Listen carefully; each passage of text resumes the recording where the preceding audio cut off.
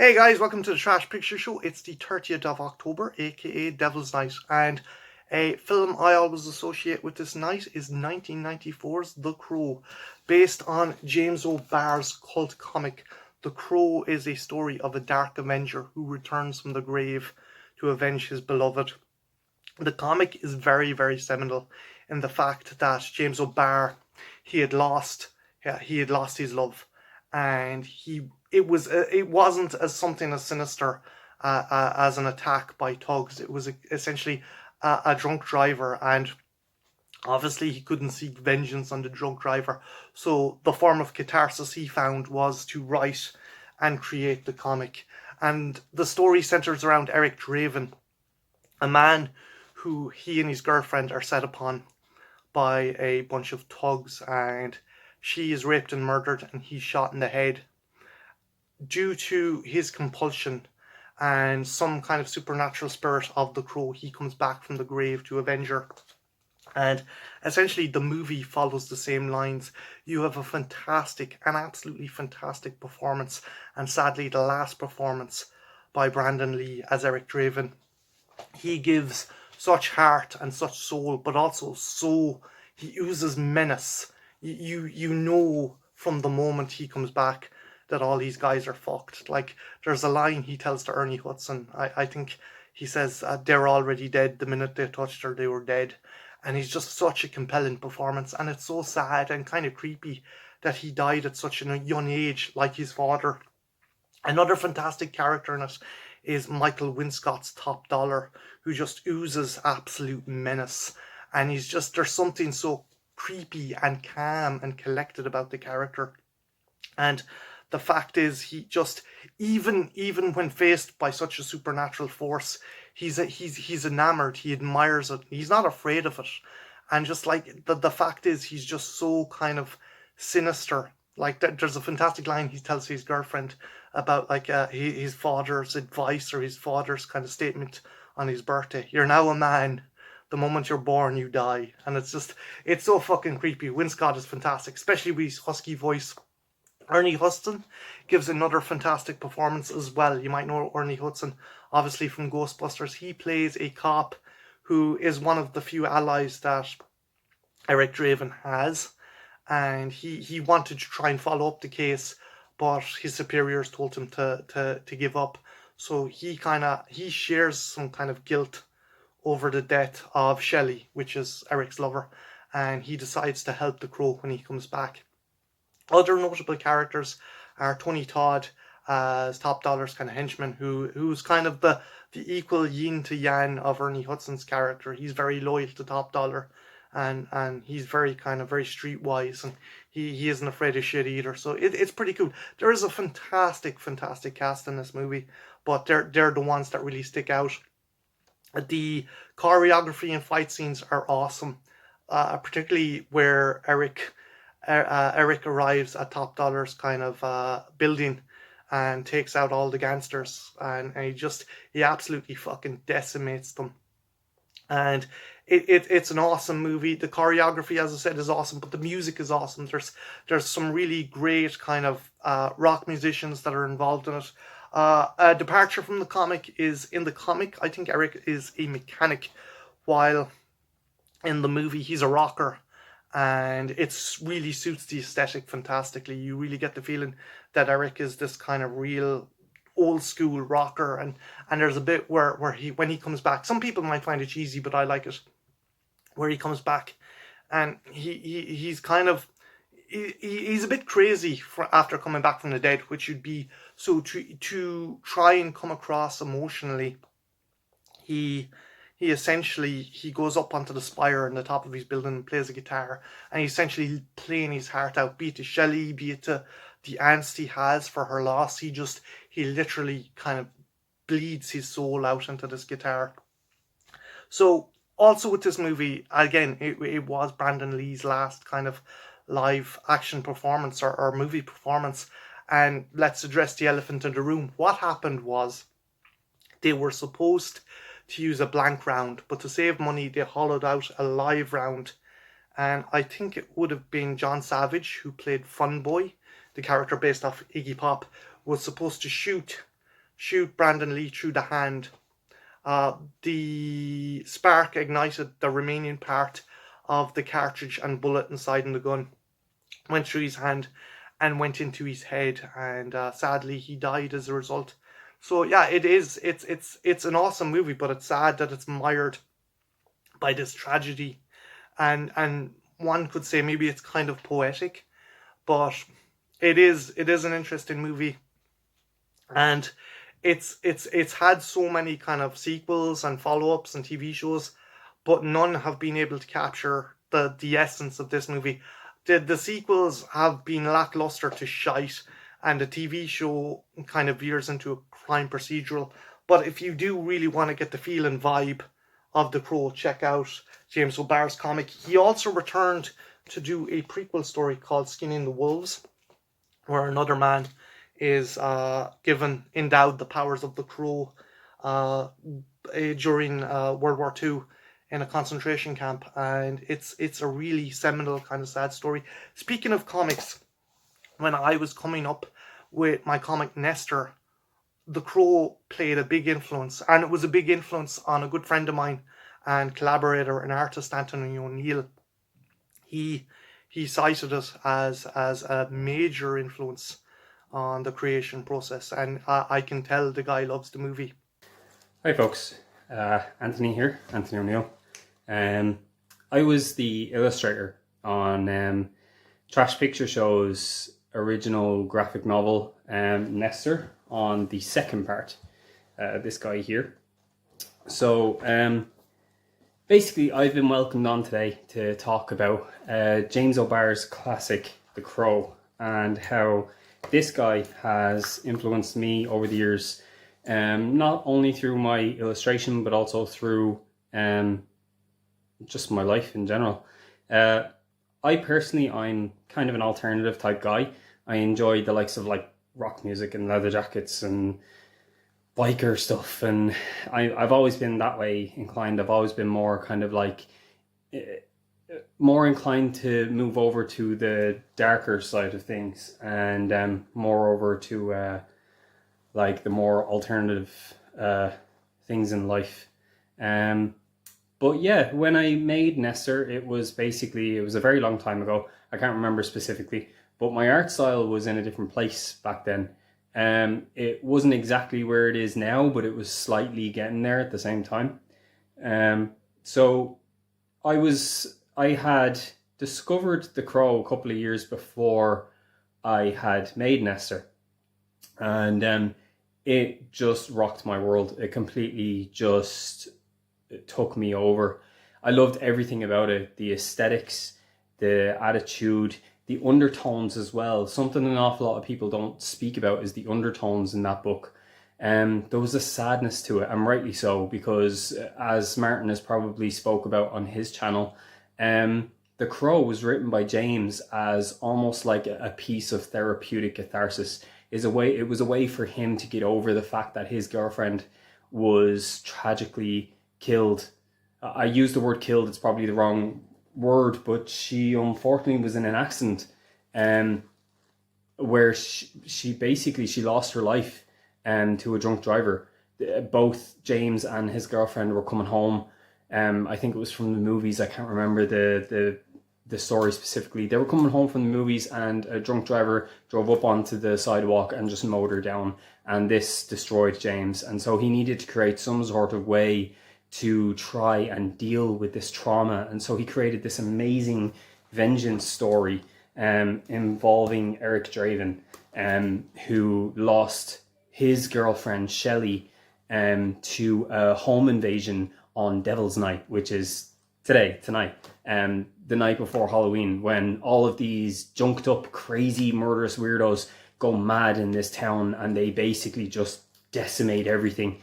They light things on fire, they hold up shops, you name it, everything goes on Devil's Night. The cops are even in on it to the point where they turn a blind eye and they try not to get involved.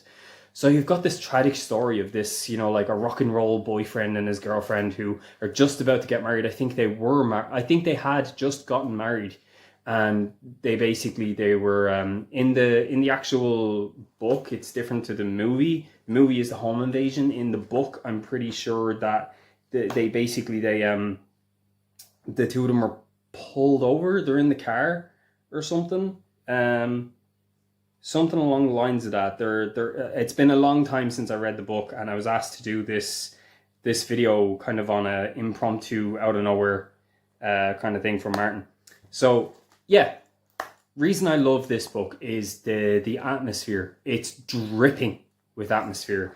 You can see it here, like just in some of these panels, like every single aspect of this book is just bleeding with influences from the 80s, like Iggy Pop, like The Cure, like the Susie and the Banshees, all this kind of like 80s rock pop type stuff. But there's some scenes in here that every time James did them, he did them with this ink wash. So every single panel, well, for the most part, is inked and penciled. But then he's got these amazing shots where he called them his more personal shots. And these are the ones that really speak to his grief. These are the ones that really speak to who he is without that girlfriend that he lost due to the car accident. And there's some examples here. You can see how they're all completely ink washed, very intimate moments between him and his girlfriend, but they're always interrupted and torn asunder by his almost like his obligation to fulfill this vengeance for what happened to him and his girlfriend on Devil's Night. So the Crow comes back, Eric Draven comes back, and he basically goes on a one night killing spree where he's basically back for one night to do justice against the people who destroyed his life. I probably should have said up top that these people killed him and his girlfriend, and he is returned back from the dead as a deity of death, basically. The book is incredible. In my opinion, it is better than the movie, but the movie, in saying that, it's not me taken away from the book or from the movie. Both stand together as a fantastic accompaniment and also as their own pieces as well, because like in the movie you have this amazing performance from Brandon Lee, who unfortunately lost his life on that movie due to a blank, basically a bullet blank that was it was supposed to be a bullet blank, but it was actually a real bullet or something to that nature. Like there was still powder in the blank, and when the person shot the gun, it actually fucking hit him, which is horrible. So yeah, I mean, I could speak at length about this, and I don't want this video to go on too long. Martin asked me to keep it to 5 minutes. I'm already going up on 7. But yeah, so over the years, I've always been a massive fan of The Crow. It influenced me when I illustrated this book, Nestor. It influenced me greatly in terms of style, in terms of its actually these pages here, you can see these are the full finished pages, but behind me here is actually this is the raw file, so this is how it was drawn. These are the actual pages.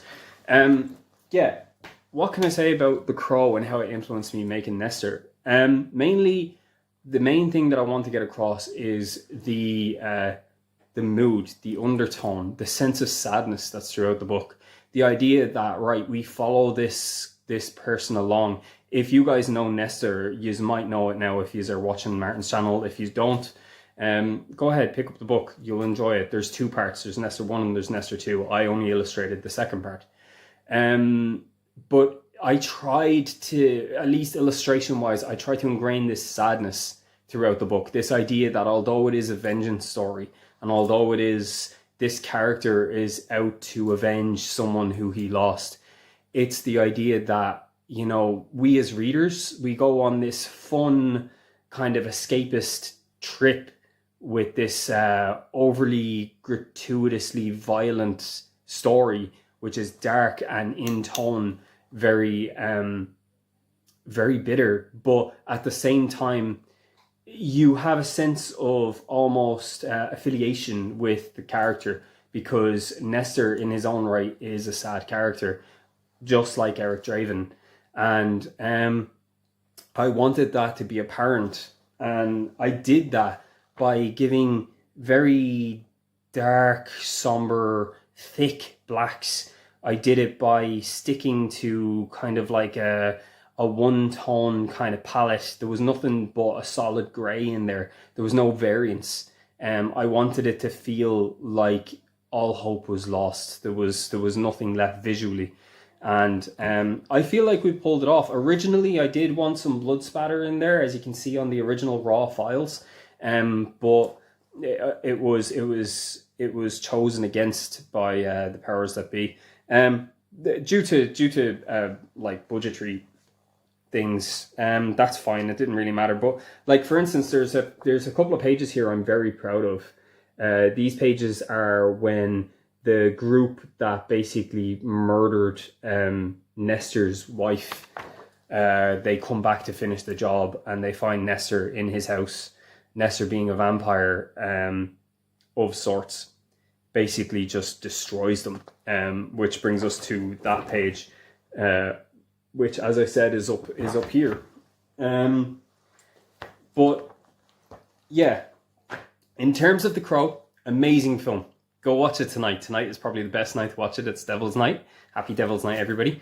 But also because, there's so much to The Crow to be taken on board as your own personal thing, to take on board morally, to take on board spiritually, and to take on board artistically, and in many other ways. The Crow is a beautiful piece because you find the beauty in the darkness. It's not just about, like, people have this look, this is probably the wrong way to give this message, but I've been talking about it on Twitter a lot. I'm at AndoLuke616, by the way. But what I've been trying to get across to people on my Twitter lately is that, like, an awful lot of us are into the darker themes in life. An awful lot of us are into the darker side of things. But darker doesn't necessarily mean violent. It doesn't necessarily mean, evil or any of this stuff. There is a beauty to the idea of the darkness, of the loneliness, of the sadness in life, of the melancholy. Things like Edgar Allan Poe push this along. Things like, like The Cure mentioned earlier. Things like my favorite band, Him. They show this in abundance. The idea of the solace of loneliness, and the almost kind of the security of the darkness. And that doesn't mean evil. It doesn't mean horror per se, as much as I know Martin is the horror dude and this channel is all about horror. It doesn't, those things are great. Those things are fantastic and they have their place. But to me, the darkness is a comfort. It's a place where I can go and I can be myself, and I find myself being more me when I'm in this place where it affects my art as well. It's like I can be myself when I'm in that place where I feel the things that have affected my life in almost like a darker way.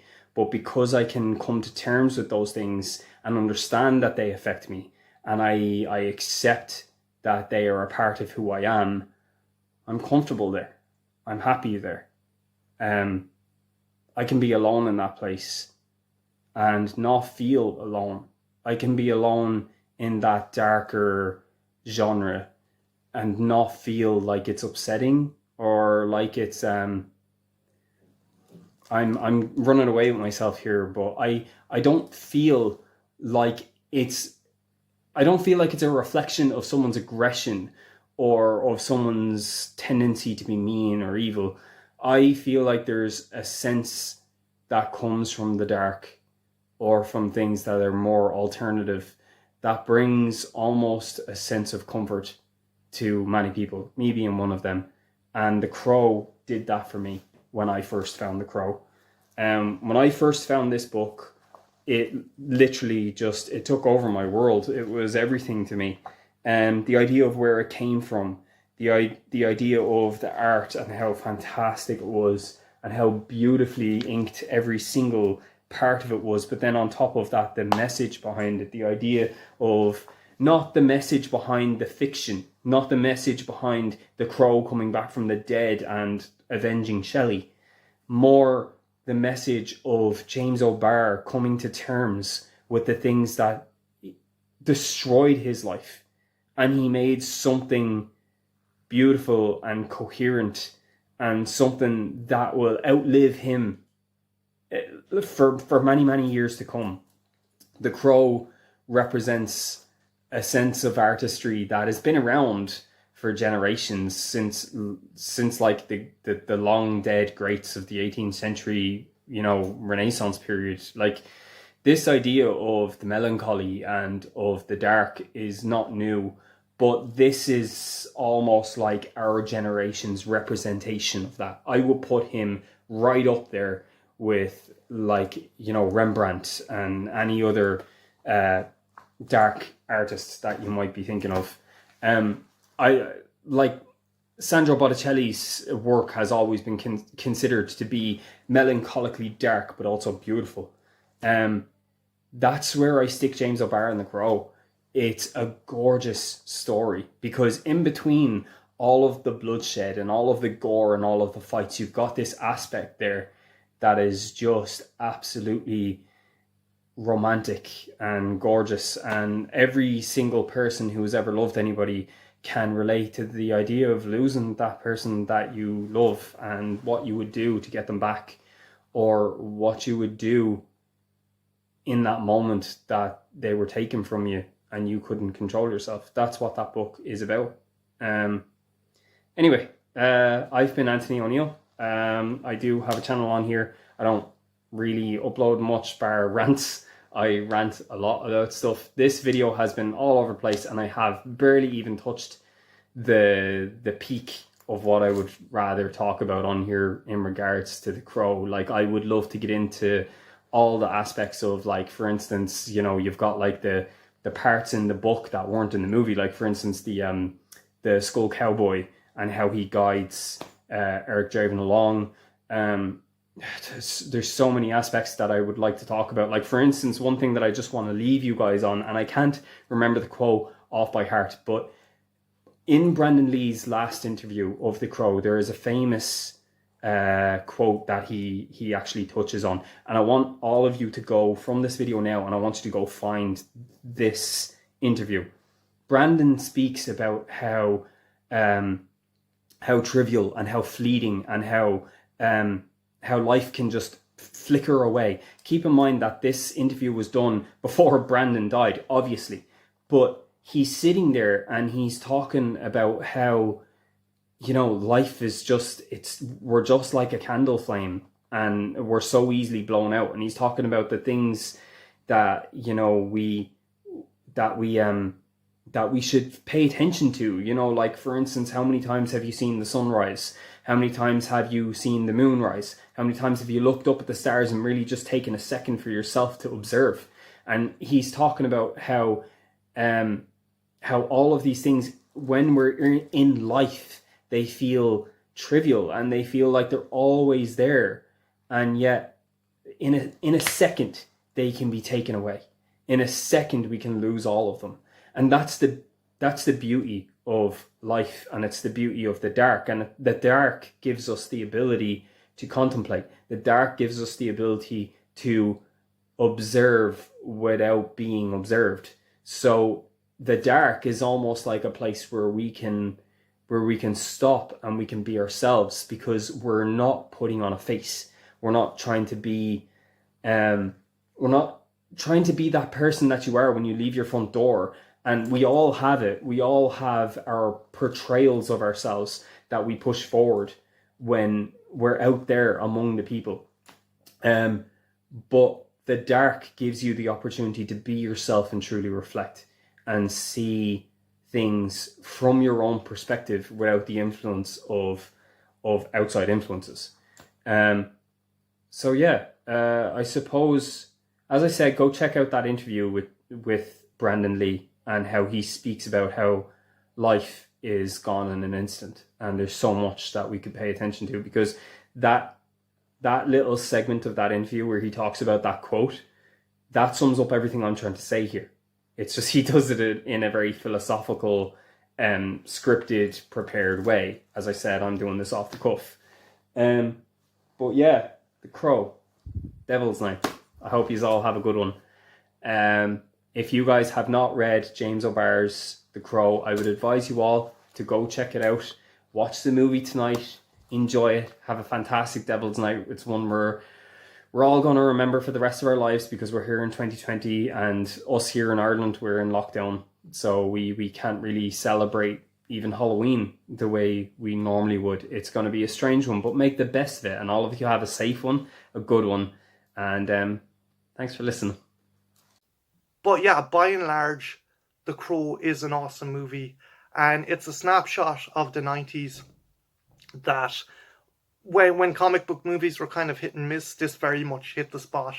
And I think if you want to watch something for Halloween, or if you want to watch something on Devil's Night, The Crow is definitely a movie to check out. So yeah, have you seen The Crow? What did you think? Did you think any of the sequels or follow-ups or spin-offs were any good? And did you read the comic and what did you think? Leave your comments in the comments below. And yeah, have a good one. Take care. Bye now.